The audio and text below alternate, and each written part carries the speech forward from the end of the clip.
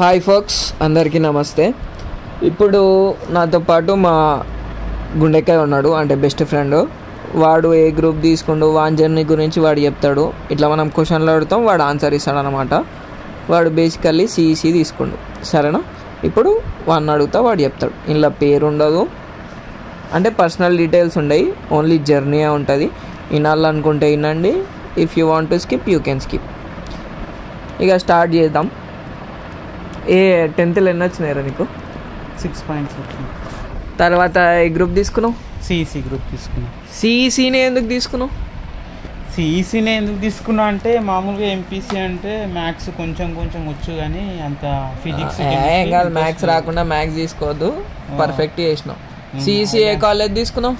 Vignan junior and degree college. ఏ year నువ్వు pass out? ఏ ఇయర్లో ఇంటర్ 2016 పాస్ అవుట్. అంటే 15 లెక్కినావు, 16 పాస్డ్ అవుట్. అదే 14 సగం. ఏ college? Vignan junior and degree college. ఏడుంది? బండ్లగూడ చౌరస్తా.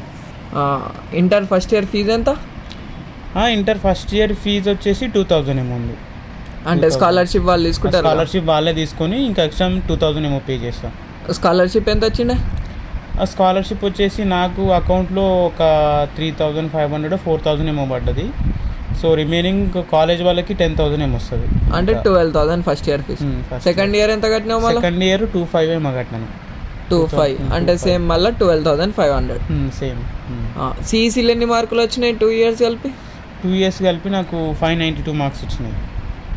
ఓకే, అంటే 59.2%. ఆగు, ఇంకోటి సిఈసీలా ఆ పెద్ద పెద్ద ఆన్సర్లు ఉంటాయి చూడు, అదేం సబ్జెక్ట్? Civics, commerce, economics? పెద్ద పెద్ద ఆన్సర్లు అంటే అన్నిట్లో ఉంటాయి. మీకు సివిక్స్లో ఉంటాయి, ఎకనామిక్స్లో కూడా ఉంటుంది. మళ్ళా ఏదో పెద్ద పెద్ద డబ్బాలు ఉంటాయి, ఏంటి అది కామర్స్ సబ్జెక్ట్.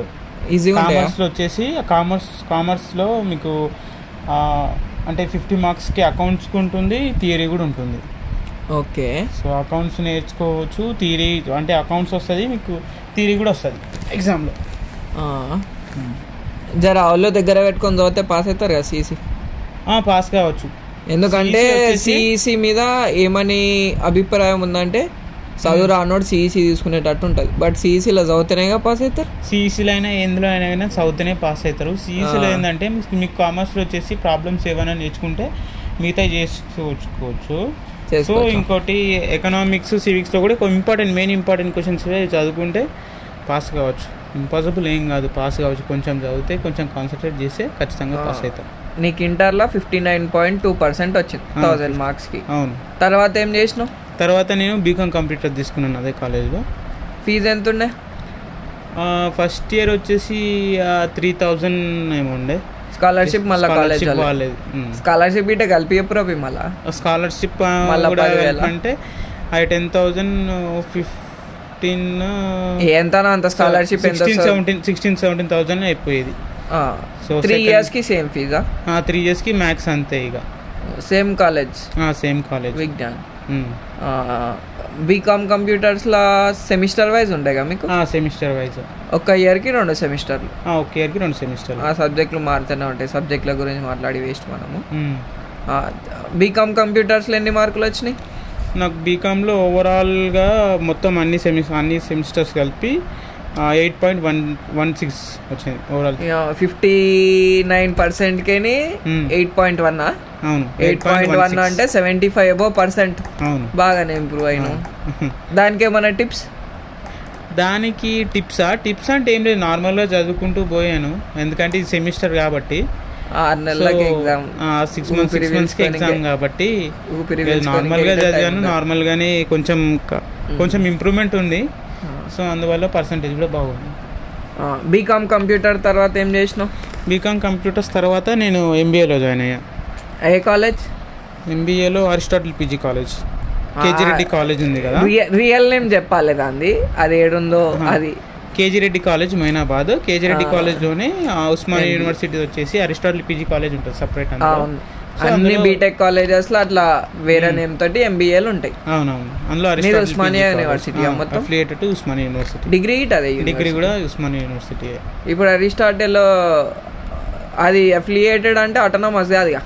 లేదు, కాదు. ఎంబీఏ ఎన్ని years? 2 years. MBA 2 years same semesters wise 4 semesters. ఆ ఎంబీఏలో ఫీజు ఎంత? ఎంబీఏలో వచ్చేసి ఫస్ట్ స్కాలర్షిప్ వచ్చేది, స్కాలర్షిప్ 15 or 20 వచ్చింది. టోటల్ మేనేజ్మెంట్ అయితే నేను ఐసెట్ రాశాను. ఐసెట్లో నాకు మంచి స్కోరింగ్ ఉంది, 600 ర్యాంక్ వచ్చింది, 639 ర్యాంక్ వచ్చింది. ఎంతమంది రాస్తారు ఐసెట్? చాలా మంది రాస్తారు. మంచి ర్యాంక్ వస్తేనేమో పెద్ద పెద్ద కాలేజ్లో పెట్టుకోవచ్చు. వాసవి కాలేజ్, అరిస్టాటిల్ మంచి కాలేజ్ అయితే. అరిస్టాటిల్ నార్మలే, అంత పెద్ద కాలేజ్ ఏం కాదు, నార్మలే. సో అందులో ర్యాంక్ వచ్చింది నాకు కూడా. సో మేనేజ్మెంట్కి అయితే మేనేజ్మెంట్ త్రూ వెళ్తే 40-50,000 అయ్యేది. అంతేనా? 50,000 MBA ఒక ఇయర్కి? 1 yearకి 50,000 1,40,000 50,000 60,000. సో సెకండ్ ఇయర్ ఇట సేమ్ ఉంటుందా ఫీజు? సెకండ్ ఇయర్ కూడా కొంచెం అటు ఇటు ఉంటుంది. యూనివర్సిటీ ఫీజు ఉంటుంది, మళ్ళీ సెమిస్టర్ ఫీజు అవన్నీ మనమే కట్టుకున్నాము. ఐసెట్ రాసాం కాబట్టి నాకు ఈ స్కాలర్షిప్ వచ్చేది. అది ఎంత వచ్చింది స్కాలర్షిప్ వచ్చేసి ఫస్ట్ ఇయర్లో నాకు 10 ఎంత వచ్చింది మళ్ళీ 10 ఎక్కువడా? ఎగ్జాక్ట్ గుర్తులేదు. బీటెక్ వాళ్ళకి 30,000 ఇస్తాడు ఫీజ్ రియంబర్స్మెంట్ అని.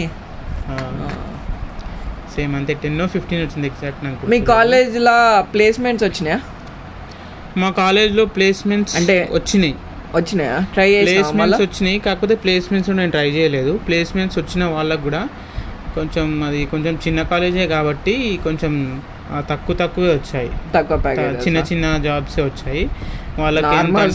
మాట్లాడు వచ్చాయి గిచ్చాయి అవసరం లేదు, 13,000-14,000 శాలరీ అది వచ్చింది అనుకుంటా నాకు తెలిసి. అంటే ఎంబీఏలో పెద్ద పెద్ద కంపెనీస్ రావా? పెద్ద కంపెనీస్ అంటే మంచి కాలేజెస్ అయితే పెద్ద కంపెనీస్ వస్తాయి. ఇప్పుడు వాసవి కానీ చాలా పెద్ద కాలేజ్ అయితే చెప్పు, నీకు తెలిసిన పేరు జేబీఐటీ నా కాలేజ్.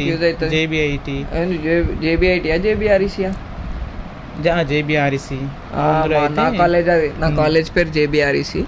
ఎవరన్నా జాయిన్ అయ్యేటోళ్ళు ఉంటే విజిఐటీ పెద్ద కాలేజ్, అందులో ఆటోనామస్ కదా అది. అందులో అయితే మంచి కంపెనీస్ వస్తాయి. ఆటోనామస్ లో టార్గెట్ చేస్తారు అయ్యా, అంటే ఫ్యాకల్టీ తోటి పెట్టుకుంటే. ఎంబీఏ తర్వాత ఏం చేసినావురా? నేను ఎంబీఏ కూడా కంప్లీట్గా కాలేజ్కి వెళ్ళలేదు. కరోనా టైంలో ఒక సెమ్ రాసాను ఇక్కడ ఉండి, హైదరాబాద్లో ఉండి. తర్వాత విలేజ్కి వెళ్ళాను. విలేజ్కి వెళ్ళిన తర్వాత అక్కడ నుంచే ఓన్లీ ఎగ్జామ్స్కి చదువుకొని విలేజ్ నుంచే డైరెక్ట్ వెళ్ళి రాసి వచ్చిన. ఎంబీఏ అనేది వచ్చేసి 2021లో కంప్లీట్ అయింది. 2021 ఆగస్ట్ ఆర్ సెప్టెంబర్లో వచ్చింది రిజల్ట్.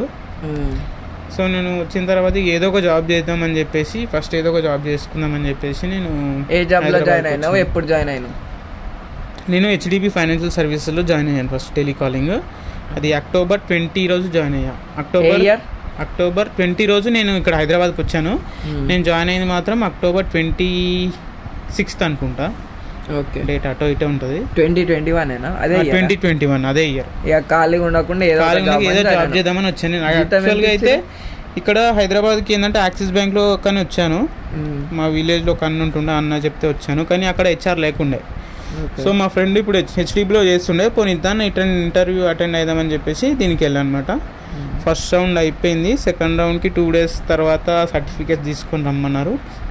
2 days తర్వాత వెళ్ళా. సెకండ్ రౌండ్ అయిపోయింది, మేము అప్డేట్ చేస్తాము అని చెప్పేసి అన్నారు. తర్వాత 1 week తర్వాత మెయిల్ వచ్చింది నాకు. సో అందులో జాయిన్ అయిపోయాను అనమాట నేను. నీ ఫస్ట్ జాబ్ ఇంటర్వ్యూ ఎక్స్పీరియన్స్ చెప్పు. అంటే ఇంగ్లీషు మనం చిన్నప్పుడు మాట్లాడకుండా డైరెక్ట్ ఇంటర్వ్యూలోనే మాట్లాడతాం కదా. అవును. ఎట్లా అనిపించింది? నిన్ను ఎట్లా సెలెక్ట్ చేసుకురు? నన్ను ఎట్లా సెలెక్ట్ చేసుకున్నా అంటే నార్మల్గా నేనేందంటే కొన్ని ప్రిపేర్ అయినా. నేనైతే ఇంటర్వ్యూకి వెళ్తున్నాం కాబట్టి కాన్సెప్ట్స్ ప్రిపేర్ అయినావా లేకపోతే కమ్యూనికేషన్ ప్రాక్టీస్? కమ్యూనికేషన్ వచ్చేసి నాకంటే మరి అంత పూరేం కాదు, నేను కొంచెం వస్తుంది నాకు. అంటే మనం అంత పర్ఫెక్ట్ కాదు కానీ నేనేందంటే ఫస్ట్ ఇంటర్వ్యూలో ఏంటంటే నేను ఒకటి ఆన్లైన్లో సెర్చ్ చేసాను. ఇండియా బిగ్స్ అని ఒకటి వెబ్సైట్ ఉంటుంది. ఓకే, అందులో ఇంటర్వ్యూ క్వశ్చన్స్ ఉంటాయి. అవి కొన్ని ప్రిపేర్ అయినా. నేను ప్రిపేర్ అయిపోయాను. అడిగింది చెప్పా. కాన్ఫిడెంట్గానే చెప్పా. కొంచెం తడబడినట్టు కానీ నార్మల్గా కాన్ఫిడెంట్గానే చెప్పాను. ఓకే. ఆ తర్వాత ఒక రౌండ్ అయిపోయింది. సెకండ్ రౌండ్ మళ్ళీ 3 days తర్వాత ఏముంటుందంటే సెకండ్ రౌండ్ కూడా వెళ్ళాను. అడిగిన క్వశ్చన్స్కి ఆన్సర్ చేశాను. వీళ్ళు అప్డేట్ చేస్తామని చెప్పేసి అన్నారు. తర్వాత ఇక ఇక్కడ హైదరాబాద్లోనే హాస్టల్ ఉంటున్నాను. నాకు 1 week తర్వాత నాకు ఈమెయిల్ వచ్చింది. సెలెక్ట్ అయిపోయాను, ఇప్పటి నుంచి రావాలని చెప్పేసి. జీతం ఎంత ఇచ్చిండే?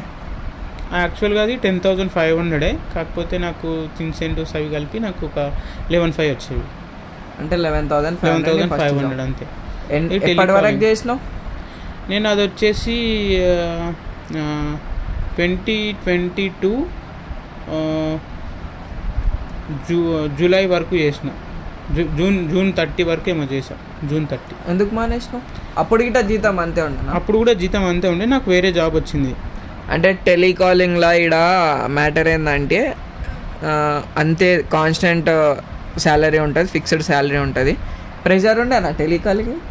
కొంచెం ఉండేవి, నెంబర్స్ కావాలి కాబట్టి మేము టెలికాలింగ్ కాబట్టి మేము పేమెంట్స్ కలెక్ట్ చేయాలి. ఇప్పుడు ఈఎంఐలు కట్టకుండా ఉంటారు కదా, వాళ్ళకి కాల్ చేసి పేమెంట్ చేయించాలి. చేయాలైతే అవును, కస్టమర్స్కి కాల్ చేసి ఇక పేమెంట్ చేయించాలన్నమాట. మేము మంచిగా మాట్లాడతారా? గలీజ్గా మాట్లాడతారా? కొంతమంది బాగానే మాట్లాడతారు, కొంతమంది ఇక అరుస్తారు. మనం కూడా. సెకండ్ కంపెనీ ఏంలో వచ్చింది? సో సెకండ్ కంపెనీ వచ్చేసి నాకు యూబీఎస్లో వచ్చింది. యూబీఎస్? అదే ఆ కంపెనీలో ఎట్లా వచ్చింది నీకు? యూబీఎస్లో ఎట్లా అంటే ఇట్లా మా ఫ్రెండ్, నేను యాక్చువల్గా ఏంటంటే ఈ చేసుకుంటానే ఫస్ట్ జాబ్ చేసుకుంటానే ఒకటి కోర్స్ చేద్దాం అనుకున్నాను, ఇన్వెస్ట్మెంట్ బ్యాంకింగ్ అని చెప్పేసి. మా ఎంబీఏ చేసిన వాళ్ళు, సిఏ చేసిన వాళ్ళు చేస్తారు ఆ కోర్సు. సో చేస్తే మంచి జాబ్స్ ఉంటాయని అనుకున్నాను, కాకపోతే కుదరలేదు. ఓకే. నా టైమింగ్స్కి దానికి కుదరక చేయలేదన్నమాట. కాంట్రాక్ట్ బేస్డ్ పోయినా అన్నట్టు చెప్పినావు కదా, అది ఎట్లా అని? అదేంటంటే మా ఫ్రెండ్ చెప్పాడు, ఇట్లా ఎంబీఏ చేసిన వాళ్ళకి ఇట్లా హైర్ చేసుకుంటున్నారంట యూబీఎస్లో అని చెప్పేసి అంటే. సో నేను అది వాళ్ళ నెంబర్ పెడితే వాళ్ళకి రీచ్ అవుట్ అయ్యాను నేను. ఓకే. రీచ్ అవుట్ అయిన తర్వాత చెప్పారు నాకు ఇట్లా కాంట్రాక్ట్, ఇది 1 year కాంట్రాక్టు అని చెప్పి నేను కాల్ చేస్తే కొన్ని నార్మల్ క్వశ్చన్స్ అడిగారు, అవి చెప్పాను. తర్వాత ఆమె ఇంటర్వ్యూ ఫిక్స్ చేస్తారు వాళ్ళు. ఇంటర్వ్యూ అయిపోయిన తర్వాత స్టేట్ అప్డేట్ రాలేదు అప్పుడే. అడిగితే మిమ్మల్ని మీరు సెలెక్ట్ అయ్యారు కానీ హోల్డ్లో పెట్టారని చెప్పేసి అన్నారు.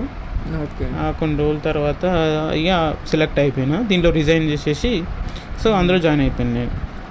3 lakhs ప్యాకేజ్తో. 3 lakhs. జాయినింగ్ డేట్ ఎప్పుడు ఉండే? జాయినింగ్ డేట్ వచ్చేసి July 4th, 2022 ఉండే. June 30కి బంద్ చేసిన, July 4th మంచిగా కష్టపడ్డా. మంచిగా. ఫస్ట్ మంత్ ఎంత వచ్చింది అందులో శాలరీ? అందులో ఫస్ట్ మంత్ వచ్చేసి నేను మధ్యలో జాయిన్ అయిపోయాను కాబట్టి నాకు 18,000 వచ్చింది. తర్వాత నెక్స్ట్ మంత్ నుంచి 20,400 వచ్చేది. అన్ని కటింగ్స్ పోయి. సో ఎన్ని ఇయర్స్ అవుతుంది అందులో? ఇప్పుడు అదే కంపెనీ ఉన్నావా? ఇప్పుడు అందులోనే ఉన్నాను. 1 year అయిపోగానే నాకు అది పర్మనెంట్ అయిపోయింది. అప్పుడు ప్యాకేజ్ ఏమైనా పెరిగిందా? నాకు అప్పుడు 3 lakhs ఉండే కన్సల్టెన్సీ త్రూ పోయినప్పుడు. చెప్పు 3 lakhs ఉంటే అడికో కన్సల్టెన్సీ త్రూ వెళ్ళాను అక్కడికి. 3 lakhs ఉండి ఇప్పుడు 1 year తర్వాత నాకు 4.5 అయింది. అంటే నెలకి ఎంత? మంత్లీ నాకు మొత్తం 35 వస్తాయి. ఎప్పుడు అయింది 4.5? అంటే ఇయర్ తర్వాత, 1 year తర్వాత. నేను June 3 నుంచి ఎట్లా పెరిగింది చెప్పాలి. సో 3 నుంచి ఎట్లా పెట్టిందంటే నేను June 2022 July 4th 2022లో జాయిన్ అయ్యాను కదా. సో July 3rd 2023కి నేను ఇక్కడ యూబీఎస్ పేరోల్కి జాయిన్ అయ్యాను, పర్మనెంట్ చేసుకున్నాను నాకు. సో నాకు 4.5 ప్యాకేజ్ ఇచ్చాను. సరే, ఇప్పుడు అదే కంటిన్యూ అవుతూ ఉన్నా. వర్క్ ప్రెజర్ ఎట్లుంటుంది మీ ఆఫీస్లో? వర్క్ ప్రెజర్ అంతేం ఉండదు, నార్మల్గానే ఉంటుంది. మన వర్క్ ఏంది మనం కరెక్ట్గా చేసుకుంటే చాలు. ఇక పని వస్తే మంచిగా చేసుకోవచ్చు. కాకపోతే ఏంటంటే మనకు అప్పుడే వర్క్ రాదు కాబట్టి ఒక సీనియర్ పక్కన కూర్చొని మొత్తం ఫస్ట్ వర్క్ మొత్తం నేర్చుకుంటే మనకు బెటర్, ఈజీ అయిపోతుంది. సీనియర్స్ ఎట్లా ట్రీట్ చేస్తారు? మంచిగా. సీనియర్స్ కూడా మంచిగానే ఉంటారు, మంచిగానే హెల్ప్ చేస్తారు. ఎంత చిన్న డౌట్ అయినా పెద్ద డౌట్ అయినా అడిగి నేర్చుకోవాలి అప్పుడే. ఎందుకంటే వర్క్ స్టార్ట్ కాగానే మళ్ళీ వేసుకుంటారా? అవును, ఇంత వేసుకోరు, కాకపోతే మనమే నేర్చుకుంటే మనకు బెనిఫిట్ కదా. ఇప్పుడు హ్యాపీగా ఉన్నావా మన లైఫ్ తోటి? డెఫినెట్గా, ఖచ్చితంగా హ్యాపీగా ఉన్నాను. ఇక్కడ సిఈసి, ఇక్కడ ఎంబీఏ మంచిగానే అయినవరా? కాకపోతే మెయిన్ అందరికీ నేను చెప్పేది ఏంటంటే కొంచెం మెయిన్ వచ్చేసి కమ్యూనికేషన్ స్కిల్సే. సో కమ్యూనికేషన్ మరి మొత్తం ఫ్లూయెంట్ కాకపోయినా కానీ మేనేజ్ చేసేటట్టు నేర్చుకుంటే మీరు ఎక్కడైనా కానీ సర్వైవ్ అవుతారు. ఫస్ట్ ఇంటర్వ్యూ కొంచెం తడబడి చెప్పినా కానీ వాళ్ళకి ఎట్లా తెలుస్తుంది కదా. తడబడి చెప్పినా కానీ మీరు వెబ్సైట్లో అక్కడిక్కడ చూసుకొని ఇంటర్వ్యూ క్వశ్చన్స్ ఏమేమి అడుగుతారు వాళ్ళు. ఇప్పుడు ఎగ్జాంపుల్ నేను చెప్పాను కదా ఇండియా బిట్స్ అని, అందులోకి వెళ్ళి చూసుకుంటే ఇంటర్వ్యూ క్వశ్చన్స్ ఏమి అడుగుతారు. వెబ్సైట్ కదా ఇండియా బిట్స్ అన్ని ఉంటాయి, ఆప్టిట్యూడ్ ఉంటుంది, అన్ని ఉంటాయి. అవును, అన్ని ఉంటాయి అందులో. BITS, BIGS, BIX. BIX అంట ఇండియా బిట్స్. అలా ఇంకా చాలా ఉంటాయి. నేనైతే అందులో కొంచెం ఫస్ట్ జాబ్కి అందులో ప్రిపేర్ అయ్యాను నేను. ఇప్పుడు ఏమంటావు, ఏ గ్రూప్ తీసుకున్నా కానీ మనం ఏ గ్రూప్ తీసుకున్నా కానీ మనం మంచిగా, మనకు ఫస్ట్ ఏంటంటే మనకు ఒక ఆపర్చునిటీ రావాలి. ఆపర్చునిటీ వస్తే మనం దాన్ని మంచిగా యూటిలైజ్ చేసుకోవాలి, అంతే. యూటిలైజ్ చేసుకుంటే చాలు. నాకు ఆపర్చునిటీ వచ్చింది, నేను యూటిలైజ్ చేసుకున్నాను, నాకు సెలెక్ట్ అయిపోయి ఇప్పుడు ఈ ప్లేస్లో ఉన్నాను. సరే, కానీ ఇంకొకటి 10th మార్క్స్ ఏమన్నా వాడినావా జాబ్లో? 10th మార్క్స్ ఏడన్నా యూజ్ అయినాయి ఆ జాబ్లో? 10th మార్క్స్ అంటే నేను అందులో పెట్టాను. నేను 10th ఎన్ని వచ్చినాయి నార్మల్గా ఏమన్నా నీకు 10th ఎన్ని వచ్చినాయి, ఇంటర్లో ఎన్ని వచ్చినాయి, MBAలో ఎన్ని వచ్చినాయి అనవరన్నా మీ కంపెనీలో అడిగిరా? లేకపోతే ఎవరు అడగలే. నాకైతే నాకు ఇంటర్వ్యూలో కూడా, ఇప్పుడు UBS దాంట్లో ఇంటర్వ్యూలో కూడా నేను MBA ప్రాజెక్ట్ చేశాను, దాని గురించి అడిగారు. కానీ నీ మార్క్స్ ఇన్నే వచ్చినాయి, నీకు అన్నీ వచ్చినాయి అని చెప్పేసి ఏం అడగలేదు. నేను లాస్ట్లో కూడా అడిగిన, లాస్ట్లో ఇంటర్వ్యూలో కూడా లాస్ట్లో నేను ఎట్లుంది నా పర్ఫార్మెన్స్ అంతా బాగుంది అని చెప్పేసి అడిగితే, నేను ఇంటర్వ్యూ క్వశ్చన్ అడిగితే కమ్యూనికేషన్ ఈజ్ ఇంపార్టెంట్ అని చెప్పేసి అన్నారు. అదే మంచిగా చెప్పుకుంటారు, అందుకే మంచిగా చెప్పినా కాబట్టి కొంచెం సెలెక్ట్ అయినా నేను. ఆ క్వశ్చన్స్ కూడా నార్మల్ ఏదో ఒకటి రెండు కొంచెం పర్ఫెక్ట్గా చెప్పలేదని, మార్క్స్ అయితే అన్ని మంచిగా ఇంగ్లీష్ మంచిగా కవర్ చేసేసి. సరే, ఇప్పుడు 10th మార్క్స్ తక్కువ వచ్చినాయి అని చెప్పి అట్లా చేసుకుందాం అంట. ఎట్లా దానికి నువ్వు చచ్చిపోదాం అనుకుంటారు కదరా, మార్క్స్ తక్కువ వచ్చినాయి, ఇన్ని వచ్చినాయి అంటే నువ్వు వాళ్ళకి ఏం మెసేజ్ ఇవ్వాలనుకుంటున్నావు? మార్క్స్ తక్కువ వస్తే ఎన్ని వచ్చినాయి అనేది ఏమి ఉండదు. మీకు ఎన్ని మార్క్స్ వచ్చినా కానీ ఫస్ట్ ఆఫ్ ఆల్ నీకు కమ్యూనికేషన్ స్కిల్స్ ఉన్నాయంటే నువ్వు ఎక్కడైనా సర్వైవ్ అవ్వచ్చు. సుశీరా మావన్కి చూడరి 10th ఎంతరా? 360 మార్క్స్, 6.0. 6.0. ఇంటర్లో 592 అంటే 59.2. డిగ్రీలా MBAలా మస్తు ఇంప్రూవ్ అయ్యిండు. జస్ట్ వాడు ఏం చేసిండు, కన్సిస్టెంట్గా చదువుకుండు, ఎగ్జామ్లు రాసిండు, కొట్టిండు, చిన్న జాబ్ పెద్ద జాబ్ అనేది చూసుకోకుండా ఏ జాబ్ వస్తే ఆ జాబ్ చేసిండు. తర్వాత 1 year చేసినా, మళ్ళీ 1 year ఇట కాలేదేమో, 8 months. దాంతో ఎందుకు బంద్ చేయబుద్ది అయింది ఆ కంపెనీలో? ఎందుకు బంద్ చేయబుద్ది అయిందంటే అది టెలికాలింగ్. సో టెలికాలింగ్ ఫ్యూచర్ ఎక్కువ ఉండదు. ఏంటంటే నేను అది చేసుకుంటేనే మంచి జాబ్ ట్రై చేయాలనుకున్నాను, ట్రై చేస్తూ వచ్చిన మా ఫ్రెండ్ చెప్పిండు ఇట్లా, నేను MBA కంప్లీట్ చేశాను కదా, MBA వాళ్ళకి ఇట్లా హైర్ చేసుకుంటున్నారు, ఇట్లా ఆపర్చునిటీ ఉందంటే నేను నెంబర్ పెడితే వాళ్ళకి కాల్ చేసిన. ఆ తర్వాత ఇంటర్వ్యూ అయిపోయింది, ఇప్పుడు ఇట్లా వచ్చింది, జాబ్ వచ్చేసింది. నీ లైఫ్లో నువ్వు జాబ్ ప్రకారంగా థ్యాంక్ చెప్పాలంటే ఎవరికి చెప్పుకుంటావు? ఎనీ స్పెషల్ పర్సన్ ప్రకారంగా ఫస్ట్ థ్యాంక్స్ చెప్పుకోవాలనుకుంటే మా విలేజ్లో మల్లేష్ అన్న అని ఉంటుండే, ఆయనకి. అంటే ఆయనదికి వెళ్ళి నేను ఇక్కడ వచ్చాను. ఫస్ట్ వేరే ఇంటర్వ్యూ కానీ వచ్చాను, అది కాలేదు కానీ ఇంకోటి అయింది. విలేజ్ పేరు? చాలా మంది ఉన్నారు. విలేజ్ బైరంపల్లి, అదేడా ఇక్కడ షాద్ నగర్. ఓకే. దాని తర్వాత ప్రశాంత్ అని మా హాస్టల్లో, ఆయనే చెప్పింది నాకు ఇప్పుడు ఇట్లా ప్రశాంత్ అంటున్నావు. ఆయన నీకు ముందు ఎప్పుడైనా తెలుసు? హాస్టల్లోనే? ముందు ఎప్పుడు తెలియదు నాకు, హాస్టల్లోనే తెలుసు. చూడు రీడ, మనము అందరితో మంచిగా ఉంటే వాళ్ళు గిట్ట మనతో మంచిగా ఉంటారు. యాటిట్యూడ్లు ఉంటే అవి తీసి జోబులో పెట్టుకోరు, సరేనా? వాళ్ళు ఒకవేళ యాటిట్యూడ్ చూపిస్తే మీరు చూపెట్టరు, వాళ్ళు మంచిగా ఉంటే మీరు మంచిగా ఉండరు. ఇంకేమైనా చెప్పాలనుకుంటున్నావు మా పొరగాళ్ళకి, అంటే మా సబ్స్క్రైబర్స్? ఇంకా చెప్పాలనుకుంటే నా పాయింట్ ఏంటంటే, ఏది చదివినా కానీ మనం కష్టపడితే మంచి జాబ్ వస్తాయి. ఏది ఈసీ అయినా, ఎంఈసీ అయినా, ఎంపీసీ అయినా, ఇంజనీర్స్కే వాల్యూ అందరు అంటారుగా. సో ఇది మీ చుట్టాలకు పంపిరి, అందరు అంటారుగా బీటెక్కే వాల్యూ, బీకామ్కి ఏం వాల్యూ అని. ఇప్పుడు బీటెక్ చేసిన కంటే ఎక్కువ వస్తున్నాయి, టు బి ఫ్రాంక్ చెప్పాలనుకుంటే. ఇంక ఇప్పుడు నేను 1 year తర్వాత, ఇప్పుడు 2 years అయికొస్తుంది, ఇప్పుడు జూలై అయితే 2 years అయితే నేను వేరే జాబ్ లేదండి, వేరే ట్రై చేసుకుంటే నాకు ఇంకా ప్యాకేజ్ మంచిగానే పెరుగుతుంది. ఇప్పుడు 35 అంటే 50 వరకు, 50-55 వరకు కూడా వచ్చే ఛాన్స్ ఉంటుంది. సో అట్లే మెల్లిమెల్లిగా 2 yearsకి ఒక కంపెనీ మారుతుంటే మనకు లైఫ్ ఉంటుంది. ఈ కార్పొరేట్లో ఎక్కువ సార్లు స్విచ్ కొడితే జర ప్యాకేజ్ పెరుగుతుంది. స్విచ్ కొట్టాలంటే మనకి స్కిల్స్ గిట్ ఉండాలి. ఇక స్కిల్స్ లేకున్నా కొట్టవచ్చు, కానీ రెజ్యూమ్ షార్ట్ లిస్ట్ కానీ ఇంకా మస్తు టైం పడుతుంది. అంతేరా? ఇంకేమైనా చెప్దాం అనుకుంటున్నావు? అంతే, మెయిన్ కమ్యూనికేషన్ నేర్చుకోండి. మెయిన్ ఇంకోటి, రైటింగ్ గిట జర్ర అర్థమయ్యేటట్టు రాసే చాలు, సరేనా? మీరు అంత అందంగా అంత వరస్ట్గా రాయొద్దు, జస్ట్ కరెక్షనర్కి అర్థమయ్యేటట్టు రాసే చాలు.